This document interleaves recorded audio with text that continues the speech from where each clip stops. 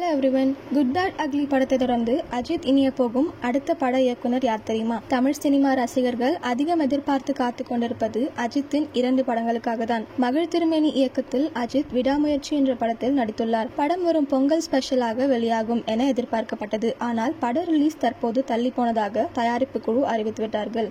இதனால் ரசிகர்கள் கடும் வருத்தத்தில் உள்ளனர். இப்படத்தை தொடர்ந்து அஜித் ஆதிக் ரவிச்சந்திரன் இயக்கத்தில் குட் பேட் அக்லி படத்தில் நடித்துள்ளார். இந்த படத்தில் அஜித் சுத்தமாக தனது உடல் எடையை குறைத்து ஆளே மாறியிருக்கிறார். அஜித் நடிப்பில் விடாமுயற்சி, குட் பேட் அக்லி என தொடர்ந்து 2 படங்கள் நடித்துள்ள நிலையில் புதிய படம் குறித்து ஒரு தகவல் சமூக வலைதளங்களில் வரம் வருகிறது. அதாவது அஜித் தனது படத்தின் இயக்குனர் பேச்சுவார்த்தையில் இருப்பதாக கூறப்படுகிறது. அவர் அடுத்த கண்ணும் கண்ணும் கொள்ளையடித்தால் பட புகழ் தேசிங்கு பெரியசாமி இயக்கத்தில் நடிக்கலாம் என கூறப்படுகிறது.